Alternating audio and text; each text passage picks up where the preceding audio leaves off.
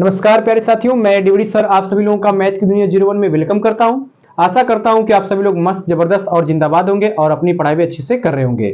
तो प्यारे साथियों, हम जो है कक्षा 12वीं के गणित के चैप्टर नंबर 2 के ऊपर बात कर रहे थे, जिसके आधार पर हमने जो है क्या किया था कि इसके पिछले लेक्चर में हमने फलन जो प्रतिलोम त्रिकोणमितीय फलन था, जैसे sine inverse, cos inverse, x जो थे, इन सब का हमने परिसर जानना था और साथ ही साथ त्रिकोणमितीय टेबल भी हमने देखा था। और उसके बाद जो हमने अंतराल देखे थे कि अंतराल आपके 4 प्रकार के होते हैं। एक आपका बंद अंतराल, एक आपका खुला अंतराल, एक आपका अर्ध खुला अंतराल और एक आपका जो है चौथा जो बंद अंतराल था। तो उन सभी चीजों को मैंने अच्छे से बताया भी था। आई होप, मुझे उम्मीद होगी आप लोगों को चीजें सारी समझ में आई होगी। अब हम लोग जो है और उन सभी चीजों का प्रयोग करके अब क्वेश्चन पे आने वाले हैं। मुख्य मान, चूंकि मैंने मुख्य मान के बारे में बताया था क्या कि त्रिकोणमितीय फलन के बहुत सारे मान होते हैं, लेकिन उन सभी मानों में से कौन सा ऐसा मान होगा जो मुख्य मान कहलाएगा। इसके लिए मैंने क्या किया था कि प्रतिलोम त्रिकोणमितीय फलन का परिसर बताया था। आप लोगों को एक टेबल बनाया था, उसमें जो है सभी त्रिकोणमितीय फलनों का प्रतिलोम जो था सबका परिसर मैंने आपको बताया था कि इसका परिसर ये होगा, अगर इनके बीच में मान आता है तो वही मान आपका मुख्य मान कहलाएगा। तो हम लोग क्वेश्चन की स्टार्टिंग करेंगे और बड़े आराम से क्वेश्चन को देखेंगे, क्वेश्चन हमारा क्या है। लेकिन जो बच्चे मेरा पिछला वाला वीडियो लेक्चर नहीं देखे हैं इस चैप्टर का, वो जो है एक बार जरूर देख लेंगे, ताकि जब हम क्वेश्चन को सॉल्व करें तो उनके माइंड में किसी प्रकार का कोई डाउट्स ना रह जाए। प्रॉपर तरीके से क्वेश्चन को हल करेंगे और बढ़िया समझेंगे कैसे में क्वेश्चन को हल करना है। तो प्यारे साथियों, मैं सभी एग्जाम्पल को भी खत्म करूंगा, क्योंकि इस चैप्टर में आपका जो प्रश्नावली 2.1 है, इसके पहले 2 एग्जाम्पल दिए हुए हैं, जिसको मैंने यहाँ पर 1 और ये 2 दो एग्जाम्पल में लिखा हुआ है, और दोनों एग्जाम्पल में आपका मुख्य मान ही है। चूंकि कह लिया जाए कि प्रश्नावली 2.1 ये सारा का, इसमें जो क्वेश्चन आएंगे इसमें सारे के सारे केवल मुख्य मान के ऊपर भी बात करना है और कोई क्वेश्चन है ही नहीं है। तो इसलिए जो है मुख्य मान में जो एग्जाम्पल दिए हैं उसको समझ लिया जाए तो प्रश्नावली के सवाल आपके आसानी से लगते जाएंगे। हम बहुत जल्दी से प्रयास करेंगे, बहरहाल एग्जाम्पल को बढ़िया समझते हैं, उसके बाद जो प्रश्न आपके आने वाले हैं उसको हम लोग थोड़ा तेजी से लगाने का प्रयास करेंगे। चूंकि यहां पर साइन इनवर्स 1 अपान कड़ी में 2 दिया है और इसका मुझे मुख्य मान निकालना है। तो 1 अपान अंडर में 2 का मुख्य मान कैसे निकालेंगे ये ध्यान देना है।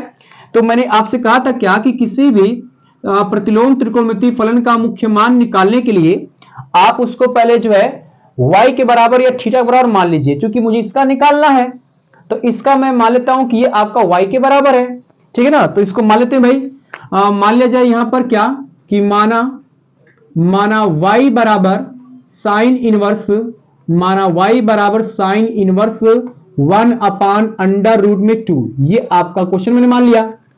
और मैंने ये भी कहा था क्या कि अगर जैसे आपके पास ये लिखा जाए कि साइन थीटा बराबर में अगर x है तो x का जब मान निकालेंगे तो ये आपका साइन चला जाएगा इनवर्स में, मतलब आएगा थीटा बराबर में साइन इनवर्स x, ये मिलेगा हमको। सेम उसी प्रकार से अगर यहां से x का मान निकालेंगे तो साइन इनवर्स जो चला जाएगा साइन में आपका, तो ये साइन थीटा बन जाएगा। तो वही चीज यहां पर भी हमें लगाना है। अगर मैं 1 अपान अंडर रूट में 2 का मान निकालूंगा तो ये साइन आपका जाएगा, साइन जो है आपका जाएगा साइन इनवर्स जाएगा साइन के रूप में। तब आपके पास आएगा क्या कि साइन y बराबर, ये आएगा साइन y बराबर 1 अपान अंडर रूट में 2, ठीक है ना। इतना तो सब लोग जानते हैं। अब थोड़ा देखिए ध्यान से कि साइन के कितने अंश का मान 1 अपान अंडर रूट में 2 होता है। और मैंने आपको त्रिकोणमितीय टेबल बताया था कि साइन पाई बाई 4 का मान 1 अपान अंडर रूट में 2 होता है। किसका मान होता है? साइन पाई बाई 4 का। तो लिख दे रहा हूं, अगर जो बच्चे नहीं समझे हैं इसको मैं लिख दे रहा हूं यहां पर क्या कि जो आपका साइन पाई बाई 4 होता है, ये पाई बाई 4 का मान 1 अपान अंडर रूट में 2 होता है। तो 1 अपान अंडर रूट में 2 के स्थान पर हम पाई बाई 4 रख देंगे यहां पर। तो आपके पास आएगा साइन y बराबर साइन पाई बाई 4 हो जाएगा।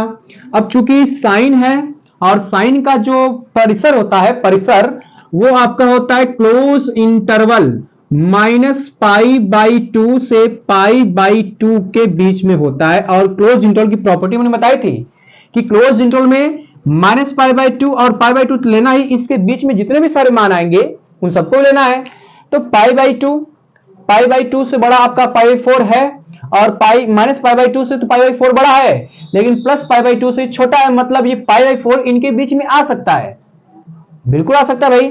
तो जब आ सकता है तो तब यहां से क्या करेंगे कि साइन से साइन आप काट देंगे आपके पास आएगा क्या, y बराबर में π/4, और जो y का मान निकल करके आएगा यही मान जो है साइन इनवर्स 1/√2 का मुख्य मान बन जाएगा। तो लास्ट में लिखेंगे यहां पर क्या कि अतः साइन इनवर्स 1/√2 का मुख्य मान कितना है, π/4 है। तो ये आपका फाइनली आंसर हो जाएगा।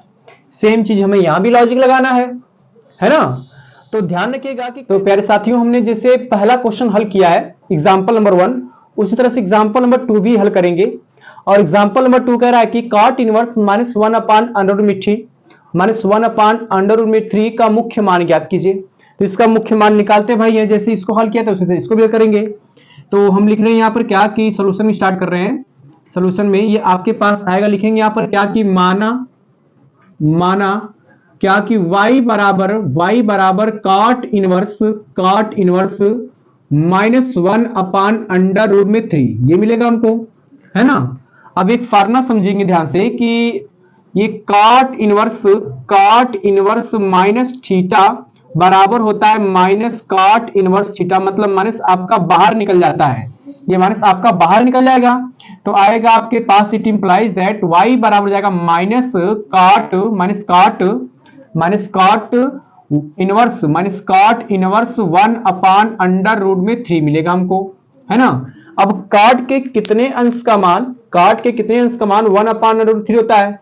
तो सभी भाई जानते हैं कि कॉट के जो है π/3 का मान 1/√3 होता है, मतलब कॉट 60 अंश का मान 1/3 होता है।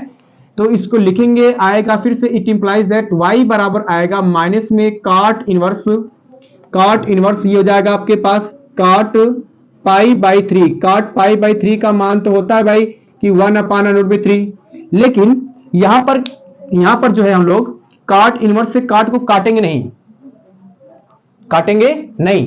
क्यों नहीं काटेंगे, क्योंकि π/3 इस कॉट इनवर्स के परिसर में नहीं आ रहा है ना। आज जब π/3 कॉट इनवर्स के परिसर में नहीं आ रहा है, तो एक फार्मूला हम लोग जानते हैं, कक्षा 11 में पढ़े थे क्या, वो फार्मूला ये होता है क्या कि अगर मैं जो है कॉट पाई माइनस थीटा का प्रयोग करता हूं तो आता है आपके पास माइनस कॉट थीटा आता है, मतलब ये माइनस में दिया है माइनस कॉट इनवर्स। ध्यान दीजिएगा जरा इस चीज को, हम लोग इस माइनस को अंदर भी कर सकते हैं, और जब माइनस को अंदर करेंगे तो आपके पास आएगा y बराबर हो जाएगा क्या, कॉट इनवर्स माइनस कॉट π/3 ये मिलेगा हमको।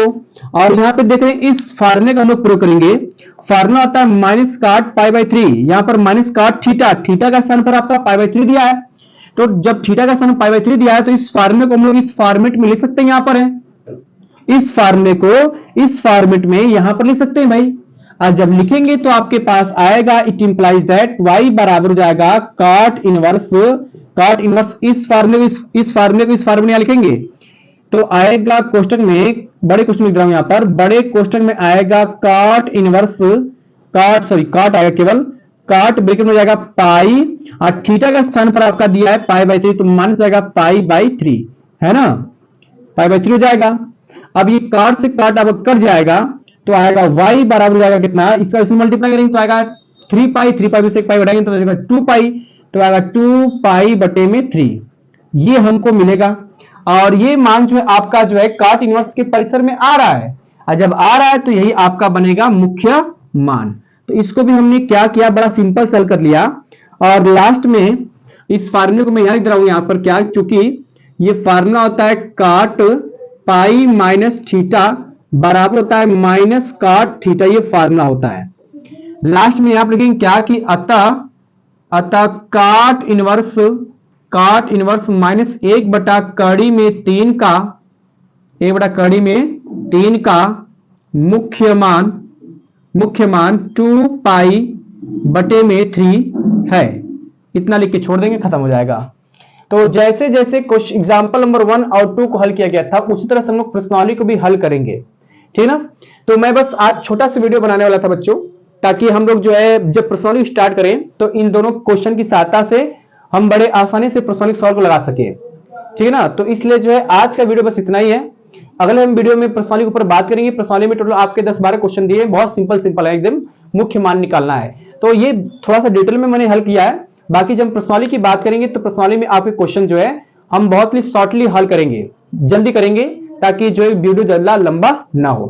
तो मिलते हैं अगले वीडियो लेक्चर में और प्रश्नावली 2.1 की बात करेंगे। तब तक के लिए आप लोग हमारा सपोर्ट करते रहिएगा और हमारे चैनल को लाइक, सब्सक्राइब, शेयर जरूर करिए और मिलते हैं अगले वीडियो लेक्चर में। Thank you for the watching this video.